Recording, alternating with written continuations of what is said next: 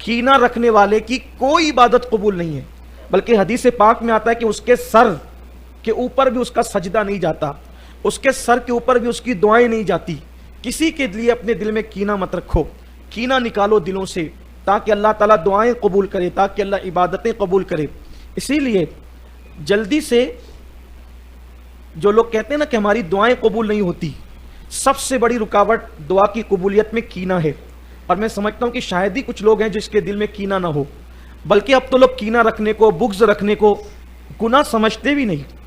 زنا سے بڑا گناہ کینہ ہے، کینہ زنا سے بڑا، کینہ چوری سے بڑا، کینہ سارے جرائم سے بڑا۔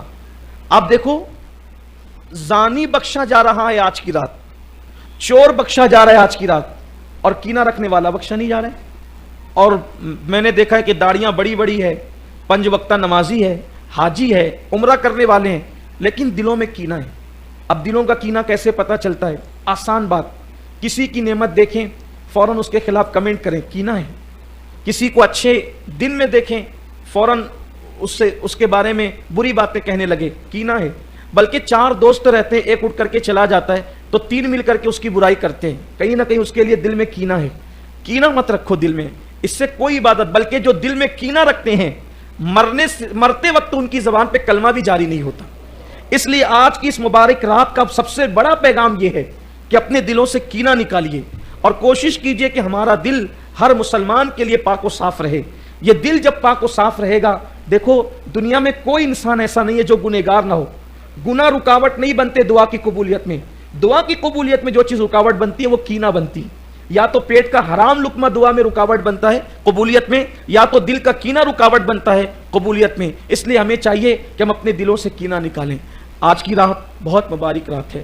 اللہ کے رسول علیہ السلام فرماتے ہیں کہ جیسے ہی 14 تاریخ کا سورج غروب ہوتا ہے اور 15ویں کی شام آتی ہے تو سرے شام سے اللہ تبارک و تعالی اپنے بندوں سے ندا فرماتا ہے، اعلان فرماتا ہے، اے میرے بندو، تم میں کون ہے جو مجھ سے مغفرت طلب کرے تاکہ میں اس کو بخش دوں؟ تم میں کون ہے جو مجھ سے روزی مانگے تاکہ میں اس کو روزی عطا کروں؟ تم میں کون ہے جو مجھ سے اولاد مانگے تاکہ میں اس کو اولاد عطا کروں؟ آج مانگو مجھ سے جو مانگنا ہے۔ بعض لوگوں کا خیال یہ ہے کہ اللہ تعالیٰ یہ تو ہر رات کہتا ہے، لیکن فرق شب برات میں اور ہر رات میں فرق کیا ہے؟ شب برات میں اور ہر رات میں فرق کیا ہے؟ لوگ کہتے ہیں کہ یہ تو اللہ ہر رات کہتا ہے۔ اللہ ہر رات کہتا ہے، مگر ہر رات وہ رات کے آخری حصے میں کہتا ہے۔ اور شب برات کی خصوصیت یہ ہے کہ شب برات میں اللہ تبارک و تعالی مغرب ہی سے جیسے ہی سورج غروب ہوتا ہے ویسے ہی اللہ کا اعلان ہوتا ہے، جو مانگنا ہے مانگو، میں تمہیں عطا کروں گا۔ اور اللہ تعالیٰ پہلے آسمان پہ تجلی کرتا ہے جیسا کہ اس کی شان ہے، یعنی عوام کی زبان میں اللہ تبارک و تعالیٰ پہلے آسمان پر نزول اجلال فرماتا ہے، پہلے آسمان پر جلوگر ہوتا ہے اپنی شان کے لائق، آسمان دنیا پر جلوگر ہوتا ہے اپنی شان کے لائق، اس کے انوار و تجلیات کی خصوصی توجہ ہوتی ہے آسمان دنیا پر، اور اللہ تعالیٰ اپنے بندوں سے کہتا ہے آج تم مجھ سے جو مانگو گے میں تمہیں عطا کروں گا۔ لیکن مانگنے والوں کو چاہیے کہ وہ یقین سے مانگے، اور اللہ کا شکر ہے کہ آج ہم اللہ کی بارگاہ میں مانگنے کے لیے آئے ہیں۔ انشاءاللہ ضرور ملے گا، لیکن یقین سے مانگیے گا، پورے وثوق سے مانگیے گا، اللہ تعالیٰ کی طرف پوری توجہ اور لو لگا کر کے مانگیے گا، اللہ ضرور عطا فرمائے گا۔ میرے آقا صلی اللہ علیہ وآلہ وسلم کے دیوانوں، لیکن آج ہم سب سے پہلے اللہ کی بارگاہ میں رجوع کریں گے، توبہ کریں گے۔ دیکھیے بہت سارے لوگ ایسے ہیں جو یہ سوچتے ہیں کہ بھئی اللہ تو کریم ہے، اللہ تو رحیم ہے، ہم کچھ بھی کریں وہ ہمیں معاف کر دے گا۔ لیکن ایک بات آپ سے کہنا چاہتا ہوں، بے شک اللہ کریم بھی ہے، رحیم بھی ہے، 70 ماؤں سے زیادہ اپنے بندوں سے وہ پیار بھی کرتا ہے۔ دوسری طرف ہماری توجہ نہیں ہے، مگر اللہ تبارک و تعالی غیرت والا بھی ہے، اور اس کی غیرت کا عالم یہ ہے کہ اگر معصوم جس کو اس نے اپنے ہاتھوں سے بنایا اور اس معصوم ذات کو فرشتوں سے سجدہ کروایا اور اپنا خلیفہ بنایا، اگر ان سے ایک لغزش پیغمبرانہ ہوتی ہے تو اللہ تعالیٰ آدم علیہ السلام کو اپنی غیرت کی وجہ سے جنت سے نکال دیتا ہے، اور آدم علیہ السلام 200 سال تک روتے رہتے ہیں، اللہ تعالیٰ کوئی جواب نہیں دیتا۔ تو کیا اس سے ہمیں عبرت نہیں ملتی کہ جو اس کے محبوب اور مقبول بندے ہیں، اگر وہ ایک لغزش پیغمبرانہ کرے، ایک قطع اجتہادی کرے, ان سے ہو جائے وہ بھی کسی حکمت کے تحت, تو 200 سال تک وہ روتے ہیں, پھر بھی ان کو کوئی جواب نہیں ملتا. تو ہم جیسے پاپی گنہگار سیاکار ہمارا کیا حال ہوگا؟ ہم اللہ کی بارگاہ میں کیوں گڑ گڑاتے نہیں؟ دیکھو اللہ تعالیٰ تو بہت غیرت والا ہے, لیکن اس کے محبوب صلی اللہ علیہ وآلہ وسلم کی غیرت سے اللہ کی غیرت کا اندازہ لگاؤ. ہم سوچتے ہیں حضور ہم سے ہمیشہ راضی رہیں گے, اللہ ہم سے ہمیشہ راضی رہے گا, لیکن حضور علیہ السلام تو ہم جیسے لوگوں کی کوئی اوقات اور حیثیت ہی نہیں. حضور علیہ السلام تو چھوٹی چھوٹی لغزشوں پر صحابہ سے بھی ناراض ہو جاتے تھے, صحابہ سے بھی ناراض ہو جاتے. اگر حضور ہم سے ناراض ہو جائیں تو کیا ہوگا؟ ہم نے تو کتنے گناہ کیے ہیں, حضور کیسے چھوٹی چھوٹی لغزشوں پہ ناراض ہوتے ہیں ذرا دیکھیں.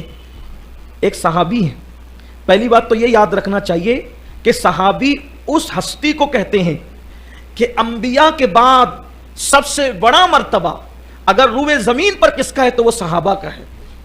کوئی ولی, کوئی کتب, کوئی غوث, کوئی ابدال کسی صحابی کے مرتبے کو نہیں پہنچ سکتا. یہ صحابی کا مرتبہ ہے. لیکن ان سے چھوٹی چھوٹی لغزشیں ہوئی, حضور ناراض ہو گئے. اور کیسے ناراض ہوئے؟ منہ پھیر لیا کرتے تھے. روایت میں آتا ہے ایک صحابی سونے کی انگوٹھی پہن کر آئے, سونے کی انگوٹھی پہن کر آئے اور حضور علیہ السلام کو سلام کیا. آقا علیہ السلام نے سلام کا جواب نہیں دیا بلکہ منہ پھیر لیا. حضور علیہ السلام نے منہ پھیر لیا. جتنے میرے بھائی سن رہے ہیں, میری بہنیں اگر اپنے گھروں میں بیٹھ کر سن رہی ہے, میں ان سے پوچھنا چاہتا ہوں مرتبہ کیا ہے؟ صحابی. لغزش کیا ہے؟ سونے کی انگوٹھی. سلام کر رہے ہیں, جواب نہیں, منہ پھیر لیا. دوسری طرف سے آئے, شاید حضور نے پہچانا نہیں, سلام کیا, ادھر سے منہ پھیر لیا. اللہ اکبر. وہ صحابی بے چین ہو گئے. میرے اور آپ کی طرح وہ لوگ زبانی دعوے دار نہیں تھے عشق رسول کے, وہ سچے عاشق تھے. بے چین ہو گئے. حضور جان نور, غریب پرور, بندہ نواز, آقا کیوں ناراض ہیں؟ ناراضگی کی وجہ کیا ہے؟ آقا نے فرمایا میں تیرے ہاتھوں میں جہنمیوں کا زیور دیکھ رہا ہوں, میں تیرے ہاتھوں میں جہنمیوں کا زیور دیکھ رہا ہوں. بس اتنا کہنا تھا. انہوں نے سونے کی انگوٹھی اتاری اور پھینک دیا. پھر اللہ کے رسول تشریف لے گئے تو کسی نے کہا سونا تو مردوں پہ حرام ہے, عورتوں کے لیے تو جائز ہے, سونا اٹھاؤ اور سونا اٹھا کر کے اس کو بیچ کر اپنی بیوی کا زیور بنا دو. انہوں نے فرمایا اللہ کی عزت کی قسم, جس چیز کو میں نے محبوب کی خوشی کے لیے پھینک دیا ہے اب میں اس کو کبھی نہیں اٹھا سکتا. حضور علیہ السلام نے لیکن چہرہ پھیرا. دوسری حدیث سنیں, بات سمیٹتا ہوں. دوسری حدیث پاک سنیں. وہ تو صحابی تھے, ان صحابی کا نام حدیث کی کتابوں میں مجھے نہیں ملا, ان کا نام مجھے نہیں مل سکا. ہو سکتا ہے کسی کے علم میں ہو ان کا نام, لیکن ان سے بڑی ہستی, ان سے بڑی ہستی اس لیے کہہ رہا ہوں کہ یقینی طور پر وہ صحابی نہ صدیق اکبر تھے, نہ فاروق اعظم تھے, نہ عثمان غنی تھے, نہ مولا علی تھے. ان چاروں میں سے کوئی نہیں تھا. ظاہر سی بات ہے جو بھی رہے ہوں گے وہ عام صحابہ میں رہے ہوں گے, لیکن اب ان سے بڑی ہستی, ذرا دل کے کانوں سے سننا بہت غور سے, ان سے بڑی ہستی پوری کائنات میں حضور علیہ السلام جس سے سب سے زیادہ پیار کرتے ہیں, پوری کائنات میں اللہ کے بندوں میں سب سے زیادہ حضور کو جس سے پیار ہے وہ ذات ہے حضور کی شہزادی سیدہ کائنات, ملکہ فردوس بری, طیبہ طاہرہ, عابدہ زاہدہ, عابدہ زاہدہ, راکعہ ساجدہ, نقیہ تقیہ رقیہ, ام ابیہا, عالمہ غیر معلمہ, سیدہ فاطمۃ الزہرا, فاطمہ بنت محمد, روح فدا و ارواحنا فدا صلی اللہ علیہ وآلہ وسلم. حضور علیہ السلام ان سے اتنی محبت کرتے تھے, اتنی محبت کہ ان کے بغیر حضور نہیں رہتے تھے. حضور علیہ السلام ان کے بغیر نہیں رہتے تھے. حضور علیہ السلام کا گھر اور ان کا گھر صرف ایک دیوار کا فاصلہ تھا, اور ابھی بھی حضور علیہ السلام جس حجرے میں آرام کر رہے ہیں اس سے لگا ہوا سیدہ کا حجرہ ہے.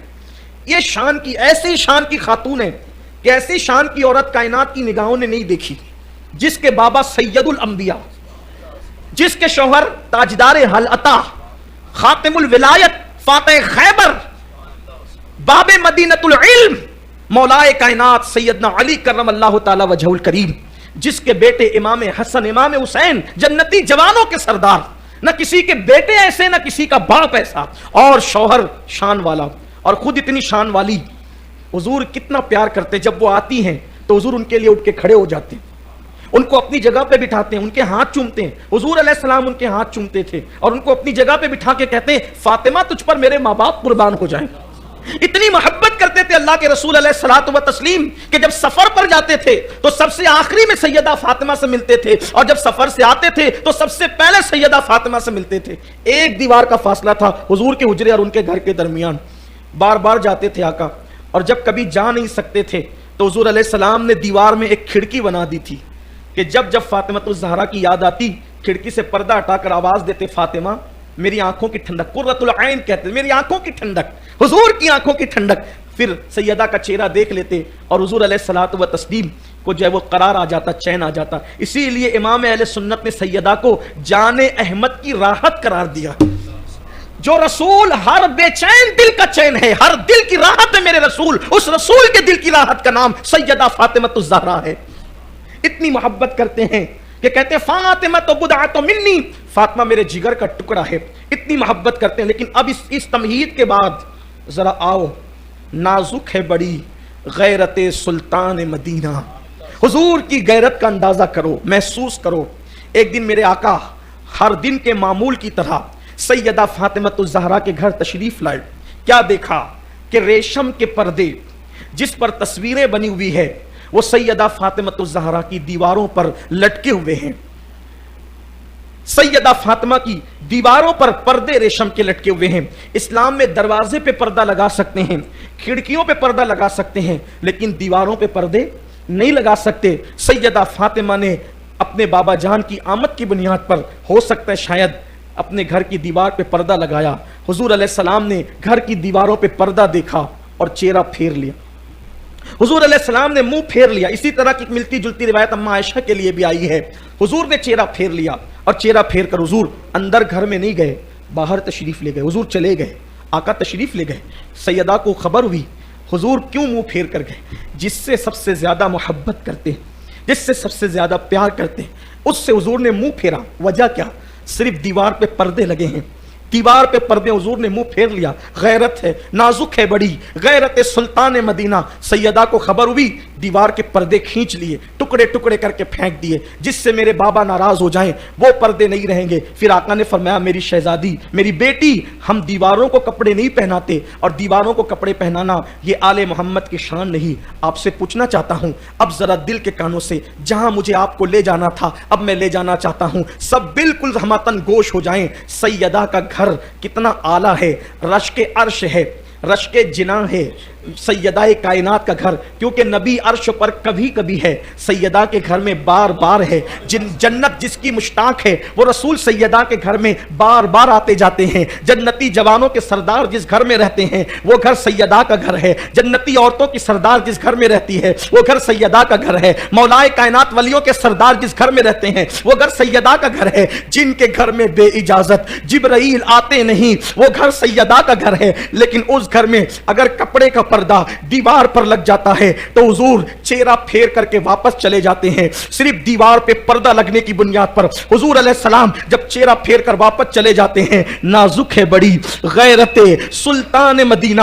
اب تصور کرو سب سے زیادہ جس سے پیار کریں اگر وہ دیوار پہ پردہ لگا دے تو حضور چہرہ پھیر کر واپس چلے جائیں. کیا خیال ہے؟ ہم داڑیاں منڈا رہے ہیں، ہم نمازوں کو ترک کر رہے ہیں، ہم سود کھا رہے ہیں، حرام کاروبار کر رہے ہیں، کوئی زنا کے اڈے پہ جا رہا ہے، کوئی شراب کے اڈے پہ جا رہا ہے، کوئی بھائیوں کی حق تلفی کر رہا ہے، کوئی بہنوں کی حق تلفی کر رہا ہے. اب اسی کو مرنے کے بعد اس کی قبر میں لٹا دیا گیا، اس کو مرنے کے بعد اس کی قبر میں رکھ دیا گیا.